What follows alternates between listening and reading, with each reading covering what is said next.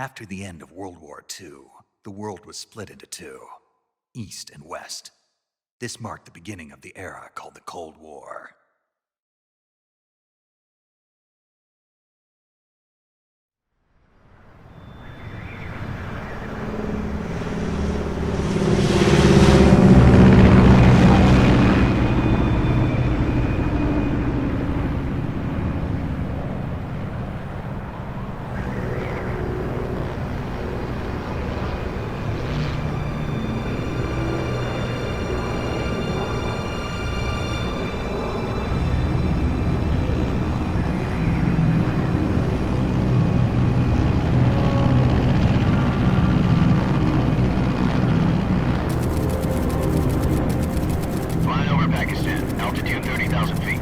Approaching Soviet airspace.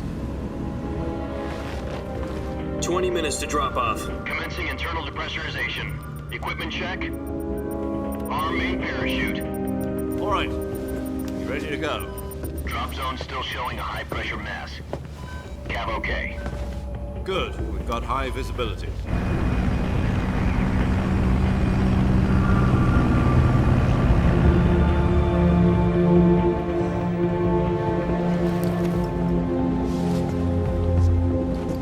Put out that cigar. Connecting oxygen hose to interior connector. Put on your mask.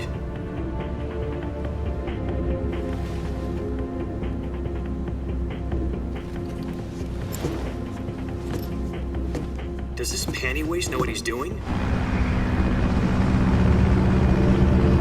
Approaching release point. 10 minutes to drop off. Hey, are you deaf? He said put out the cigar and put on your mask.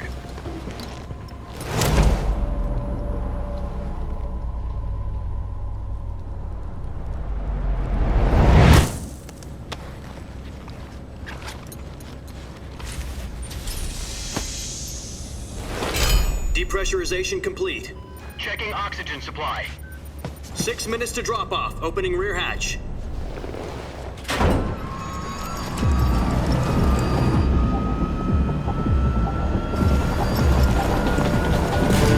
Sunrise.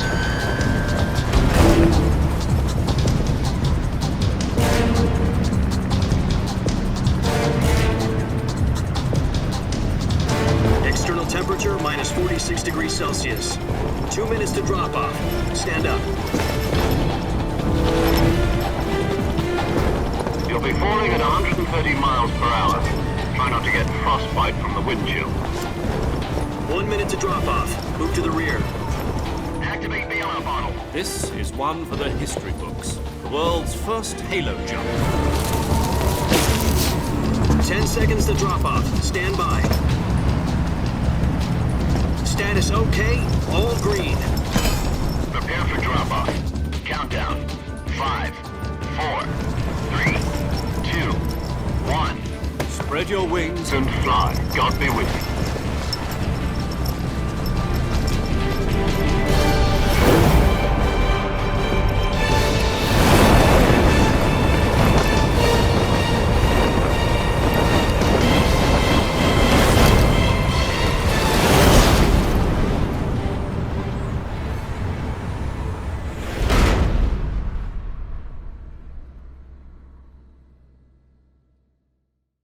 Jack, I've got some important news. The head of the CIA has finally given us the green light for the virtuous mission. Virtual mission? No, the virtuous mission. The future of our Fox unit depends on it. If it succeeds, we'll be officially organized into a unit. Virtuous mission? Sounds like some kind of initiation ritual. You know, don't get cocky. This isn't a training op. Right. So what exactly is this wonderful mission?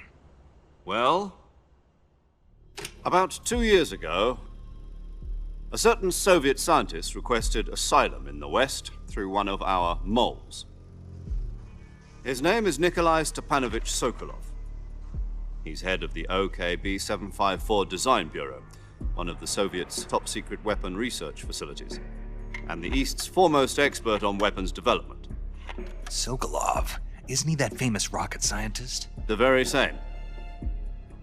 On April the 12th, 1961, the Soviets achieved the first manned spaceflight in history. The Earth was blue, but there was no God. Well spoken. The rocket that carried Yuri Gagarin into orbit was the A-1, known as the Vostok rocket. Sokolov is said to be the man most responsible for the multi-engine cluster used in that rocket. After Gagarin's flight, Sokolov left rocket development to become the head of the newly established Design Bureau. From a lowly technician to head of a design bureau, that's quite a success story, so why do you want to defect? It seems he'd become afraid of his own creations. Afraid? Call it a crisis of conscience. And for that, he left his country and his family behind and went over the fence? Not exactly. One of his conditions was that his family was also to be taken safely to the west. We used a mole to get the family out first and succeeded in sneaking Sokolov over the Berlin Wall shortly afterwards. I was the one who conducted the operation. The security on the eastern side was still full of holes back then. Then what? We got Sokolov over in one piece, but the whole ordeal had left him exhausted, and we checked him into a hospital in West Berlin. It took him 2 weeks and more than 600 miles to get from the research facility in the Soviet Union to Berlin. He was in no condition to say anything coherent. And it was only a week later that we had something much bigger on our hands. The Cuban Missile Crisis. October the 16th, 1962, President Kennedy received word that the Soviets were in the process of deploying intermediate-range ballistic missiles in Cuba. The president demanded that the Soviets dismantle and remove the missiles. At the same time, he announced a naval blockade to prevent further missile shipments from reaching Cuba. But the Soviets didn't back down, instead placing their armed forces on secondary alert. Soviet transport ships carrying missiles continued on course towards Cuba. US and Soviet forces went on alert for an all-out nuclear war. Frantic negotiations were conducted through the UN's Emergency Security Council and unofficial channels to end the hair-trigger standoff. Finally, on October the 28th, the Soviet Union agreed to remove its missiles from Cuba, and so the world avoided a nuclear holocaust. But in order to get the Soviets to pull their missiles out, we had to make a deal. You mean the one where the US agreed to remove its IRBMs from Turkey? No. The Jupiter IRBMs deployed in Turkey were obsolete, and we were going to get rid of them anyway. They had no strategic value whatsoever to either the US or the Russians. The Turkey deal was a ruse, a cover story that was fed to the other intelligence agencies around the world. So what did the Russians really want? Sokolov. They wanted us to return Sokolov. You mean the Soviets pulled out of Cuba just to get their hands on Sokolov? That's right. What the hell was he working on? At the time, we had no idea. We were running out of time. It was either give up Sokolov or risk full-scale nuclear war. In the end, we had no choice. President Kennedy gave in to Khrushchev's demand. The next day, I got Sokolov out of the hospital, handing him over to agents on the eastern side. Sokolov kept on screaming, "Save me," until he disappeared from my sight. Then, a month ago, we received some new information from one of our moles. About Sokolov? Yes. He was taken back to the research facility and forced to continue working on the weapon in question under KGB supervision. What's more, it's on the verge of completion. So what kind of weapon is it? Something to do with space rockets? No, missiles. Same technology. I guess you're right. We don't know the details, but it appears to be a new kind of nuclear device. For half a year now, the Soviets have been conducting frequent nuclear tests at Semipalatinsk. Something to do with the weapon, I assume. We're talking about a secret weapon so big that Khrushchev was ready to pull out of Cuba to get it back. Is Sokolov still in the facility? No. According to our intelligence, he's in Selino-Yarsk, a place in the mountains about 3 miles to the west that's known as the Virgin Cliffs. The Virgin Cliffs. Nice name for a virtuous mission. They moved him there just recently. Why? Apparently, they're conducting a field test of the weapon, but it's our best chance to get him back. This mission would never have been possible if he was still in the research facility. This is our last chance. Sokolov must have known that too when he contacted us.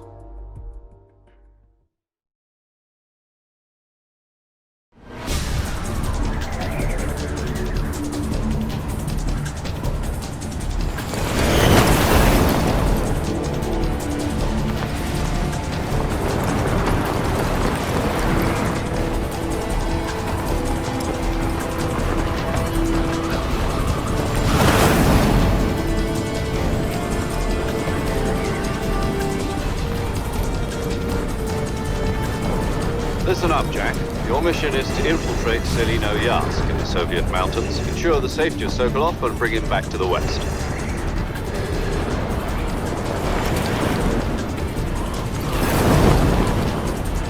If we don't get Sokolov back before that weapon is complete, we'll be facing a major crisis. The clock is ticking.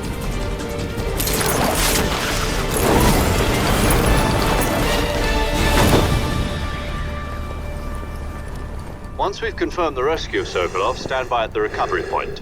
A recovery balloon will be dropped at that point. Helium will be pumped into the balloon to inflate it. The process takes about 20 minutes. Once it's complete, the gunship's arm will latch onto the balloon and pull it up. The Fulton surface-to-air recovery system. I'm familiar with the theory. Take it easy. It's been combat proven. Do you think Sokolov is up to it? The shock will be less than during a parachute jump, and the arm can handle up to 500 pounds. So you're planning on going over the border in a single combat Talon? She's equipped with two 6-barrel 20mm Vulcan cannons, as well as two 40mm machine guns. Sounds like she could hold her own against a battalion of tanks. Even with the fuel in the reserve tank, we're facing a 4-hour time limit. If all goes well, it shouldn't take more than a few hours. Home in time for dinner. But if anything goes wrong, you'll be eating dinner, breakfast, and all the rest of your meals in the jungle.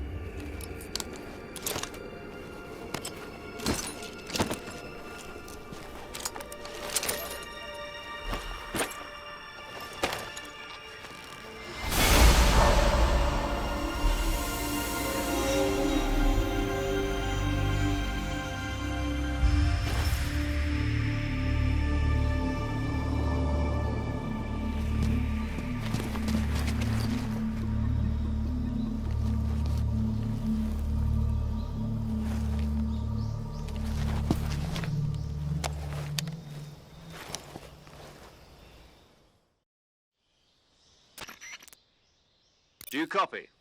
You're already in enemy territory, and somebody might be listening in. From here on out, we'll be using code names to refer to each other. Your code name for this mission will be Naked Snake. I'll be referring to you as Snake from now on. You're not to mention your real name. Snake? What, you don't like snakes? What do you mean? Well, you've eaten one before, haven't you? In survival training. I'm glad to hear that. I don't know if I'd ever order one in a restaurant, but... Be careful, you might not have a choice. What about you, Major? What should I call you? Let's see. I'll be Tom. Call me Major Tom. This will be a sneaking mission. You must not be seen by the enemy. You must leave no trace of your presence. Is that clear? This kind of infiltration is the Fox unit's speciality. In other words, weapons and equipment are procured on site. That goes for food as well. You're completely naked, just as your name implies. Great. Now I see why you asked me if I like snakes. I suppose calling me Snake was your idea of a joke, too. No. There's a good reason for that. I'll tell you later when the time is right. Gotcha. Getting back to the subject, how exactly am I supposed to feed myself? You've been issued a knife and a tranquilizer gun. Use them to hunt for food. You'll also find some medical supplies in your backpack. Yeah, about the backpack. I lost it in a tree on the way down. I see. Well, you'd better go back and get it then. You know where it is? No problem. I can see it from here. It's stuck on a branch. To climb a tree, stand in front of a tree that's covered in ivy and press the action button. I'll be monitoring your progress over the radio. We can't risk violating Soviet airspace, but I'll be in the gunship. My frequency is 140.85. I'll give you a call if I need to talk to you. If you need to talk to me, use the send function. Okay, Snake, go get your backpack.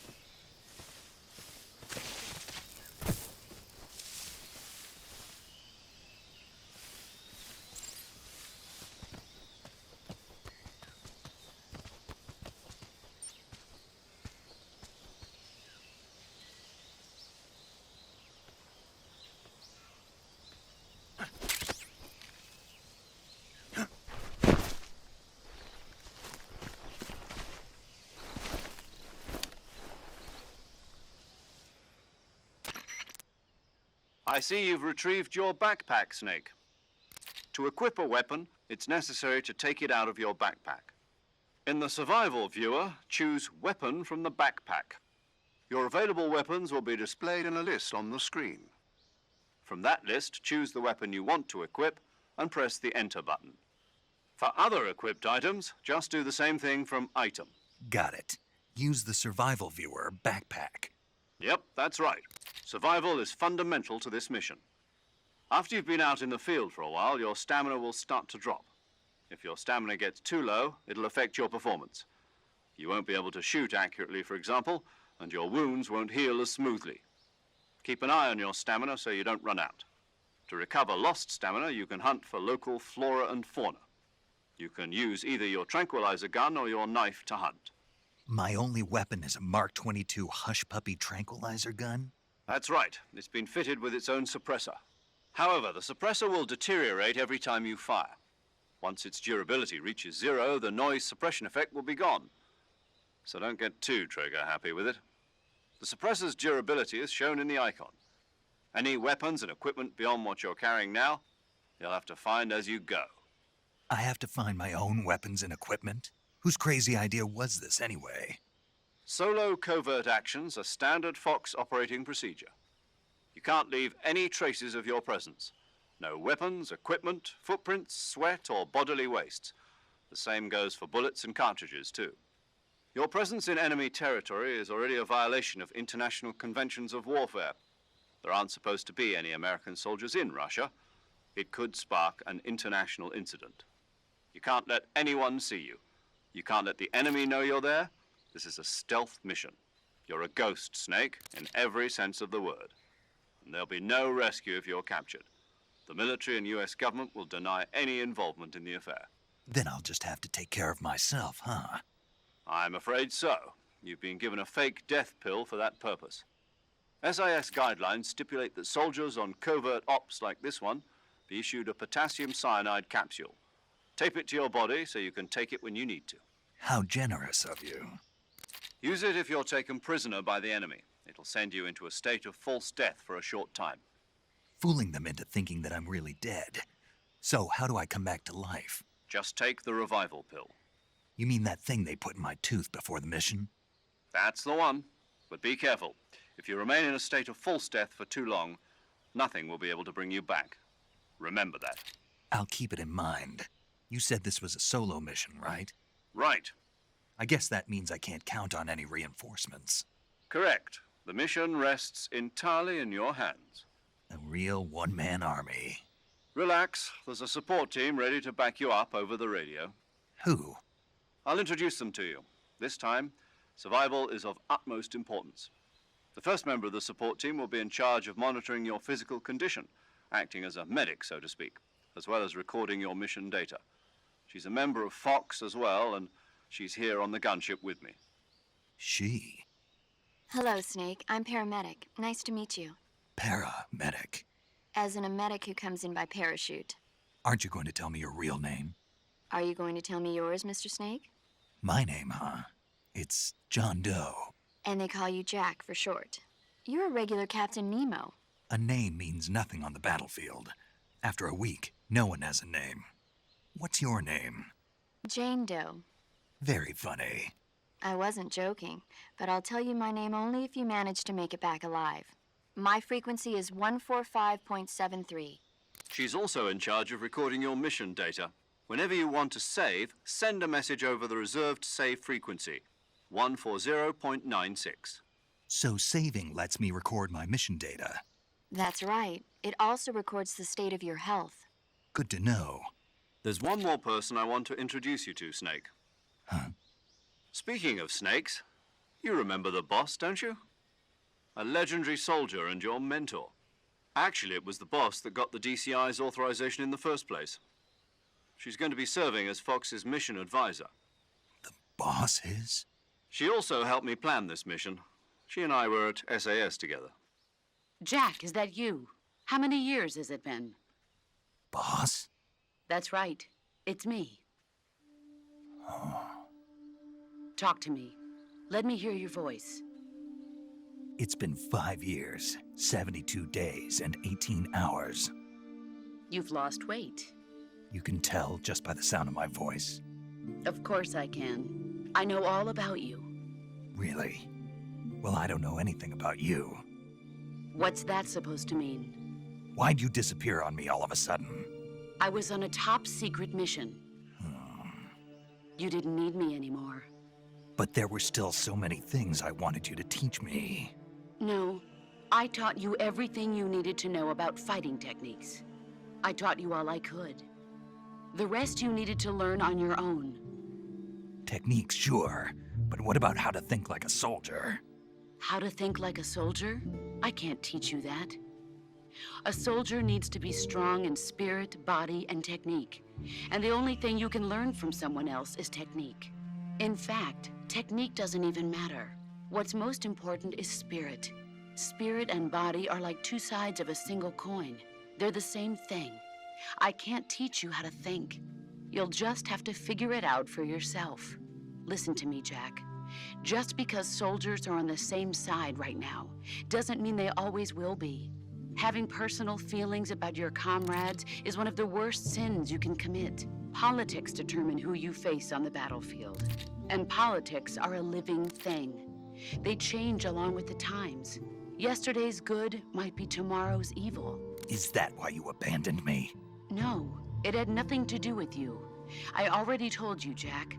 I was on a top-secret mission. A soldier has to follow whatever orders he's given. It's not his place to question why. But you're looking for a reason to fight. You're a natural-born fighter, but you're not quite a soldier. A soldier is a political tool, nothing more. That's doubly true if he's a career soldier. Right and wrong have no place in his mission. He has no enemies and no friends. Only the mission. You follow the orders you're given.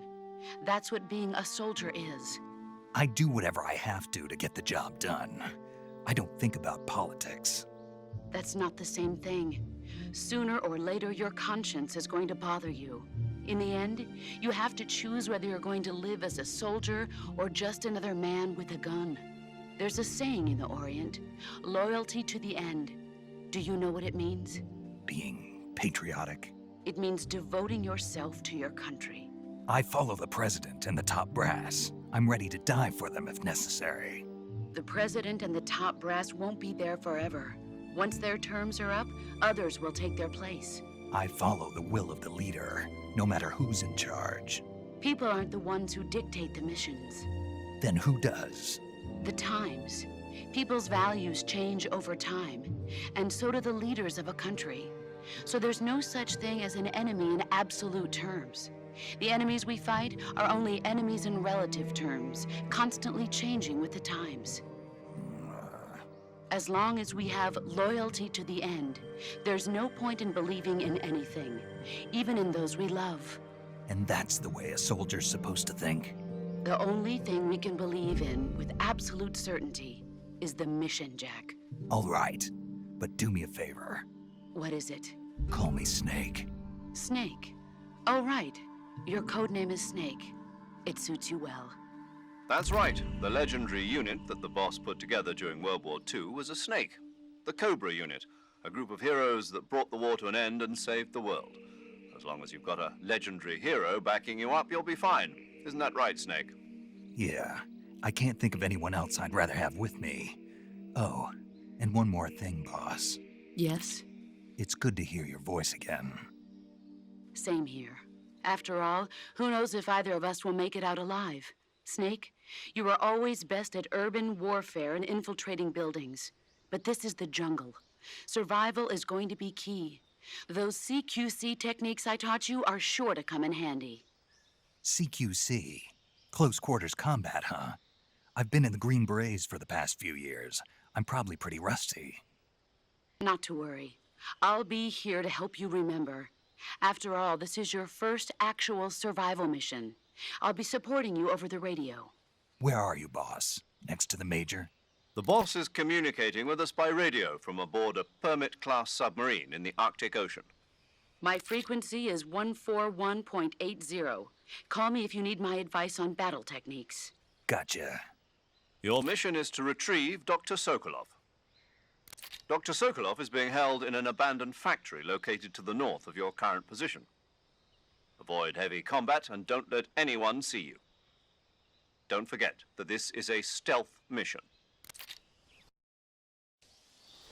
Snake, try to remember some of the basics of CQC.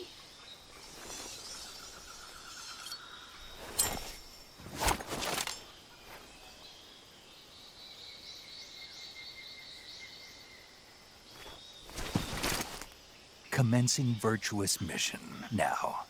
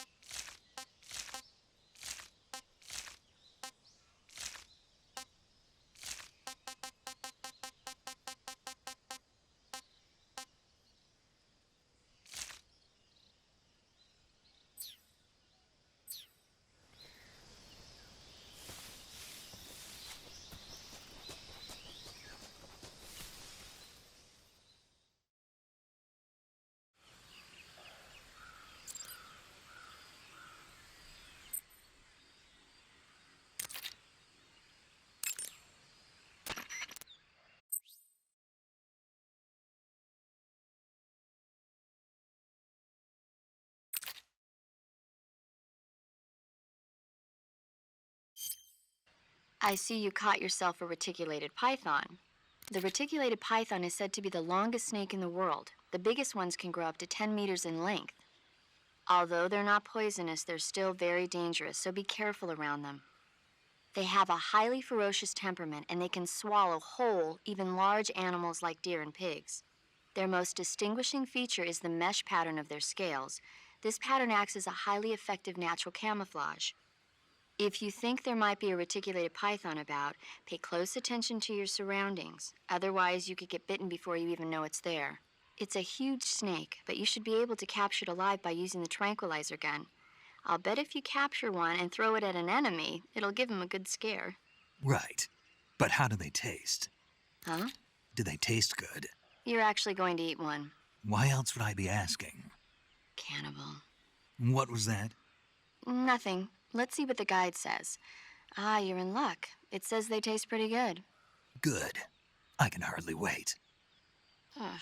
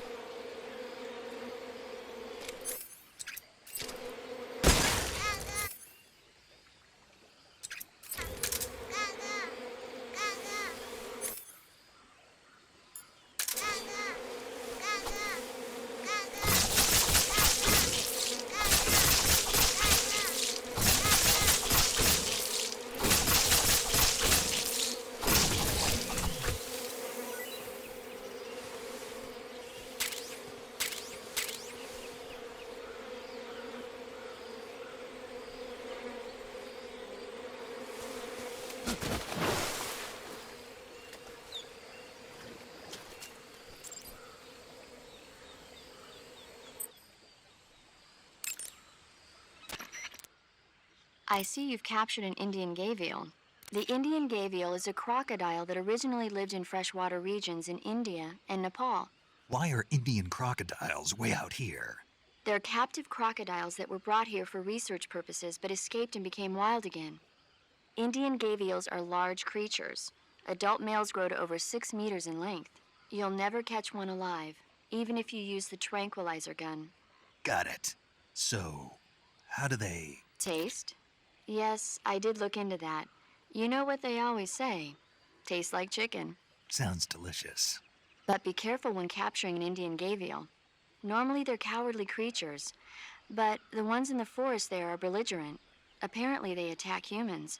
What do you mean?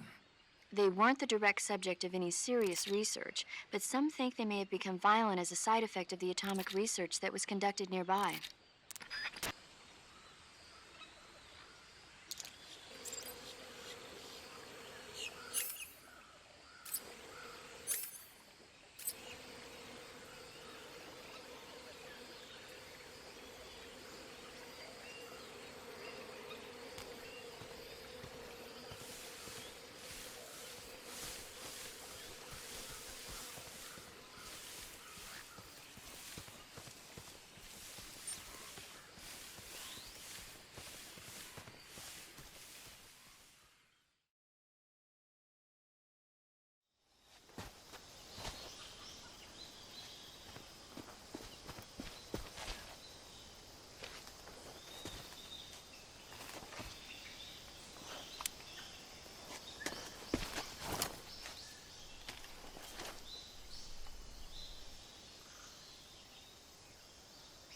Major, I've spotted 2 enemy soldiers. They're probably KGB troops sent to guard Sokolov. AK-47s and grenades.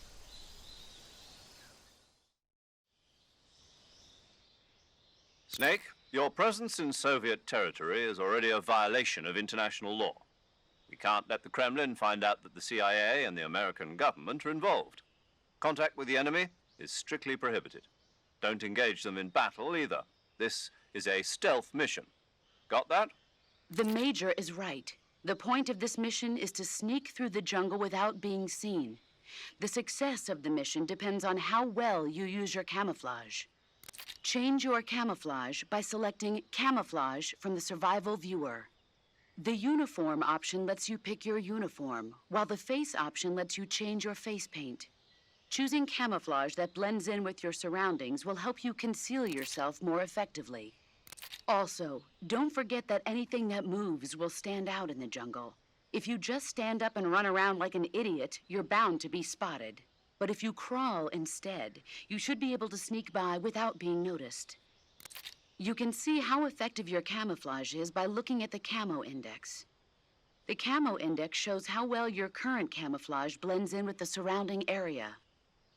The higher the value, the harder you are to spot, and vice versa. The key is to make yourself one with nature. Keep that in mind as you go along, okay?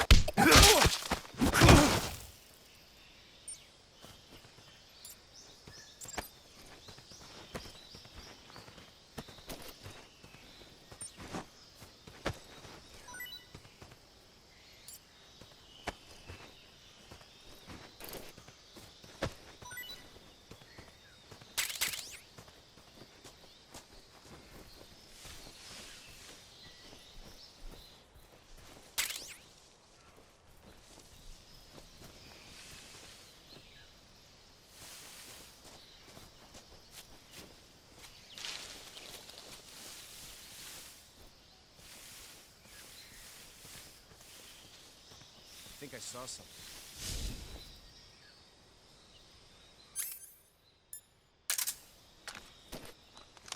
Huh. Guess I'm seeing things.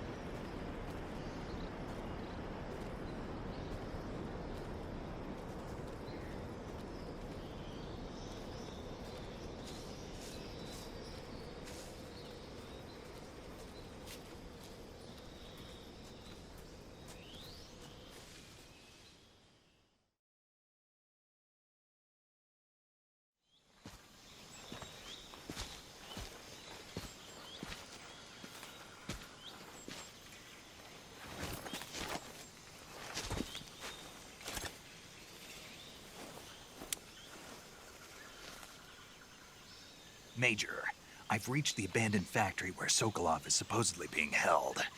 This place is a dump.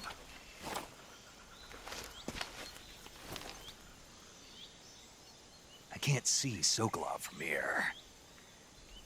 The security is pretty tight. There are sentries posted around the perimeter. I wonder how many are inside.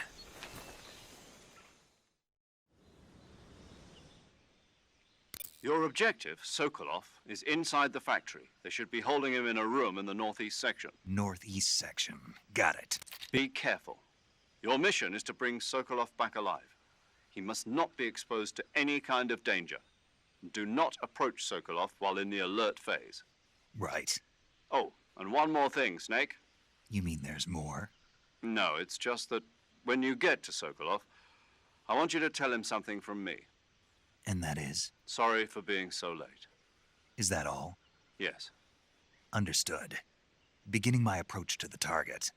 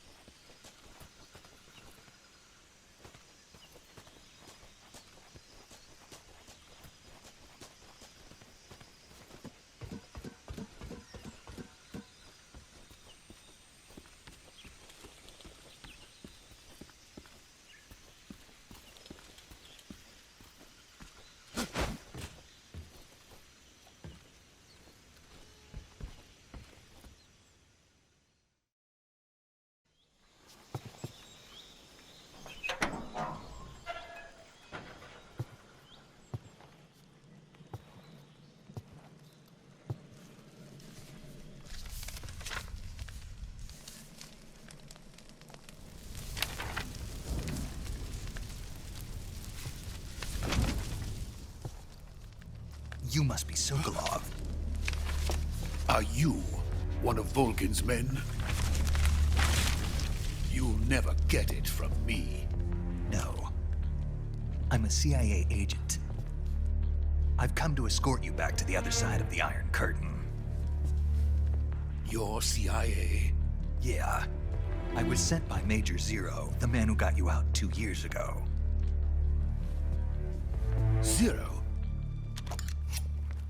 I have a message from him. What is it? He said to tell you sorry for being so late. Did he now? What does it mean? It means he's a man of his word. But we've got no time for this. You have to get me out of here before they arrive. Who's they? Colonel Volgin of GRU. You in the West know him as Thunderbolt. Thunderbolt? Never heard of him. He's a member of the Army's extremist faction, a man who seeks to seize control of the motherland. Ever since the Cuban Missile Crisis 2 years ago, Khrushchev has been pursuing a policy of peaceful coexistence with the West. Despite resistance and criticism from hawks in the army and the provincial authorities, Khrushchev has managed to suppress the opposition so far.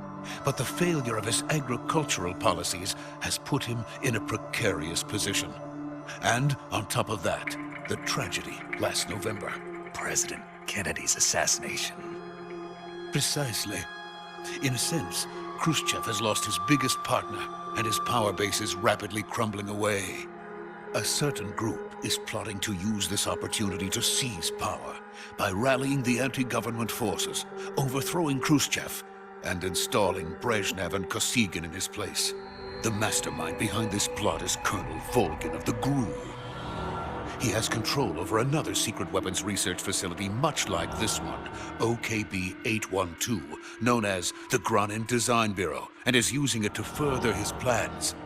But that is not enough to satisfy him. Now he's plotting to seize the secret weapon I have been developing here and use it as leverage in his bid for power.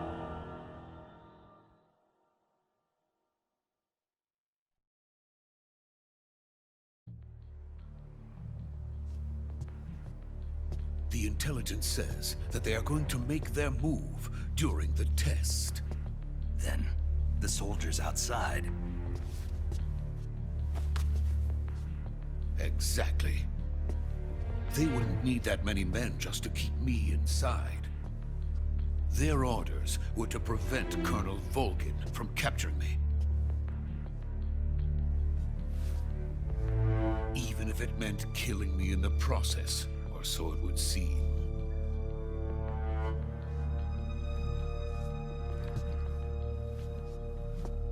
Volgin will come. I'm sure of it. You must get me out of here before then.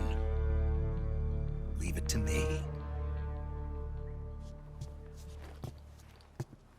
By the way, your Russian is superb. Where did you learn to speak it? From my mentor. Is that so? America's truly a frightening country. Having second thoughts. No. I have no love for this place. Let's go.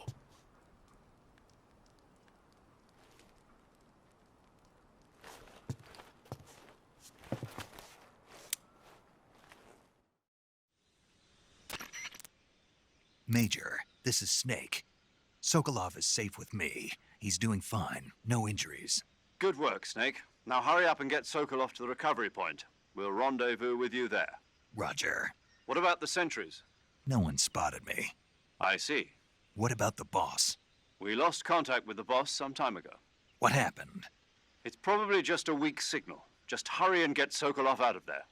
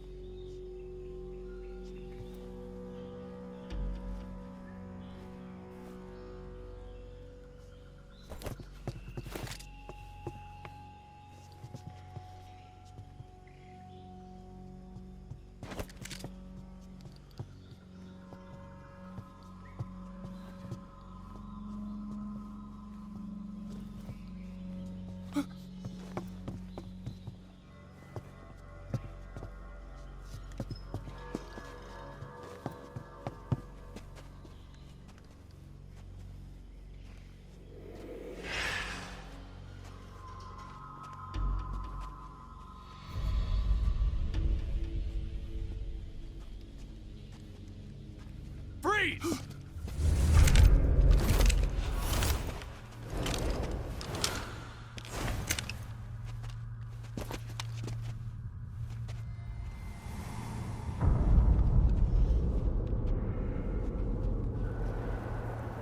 So this is the legendary boss. Huh?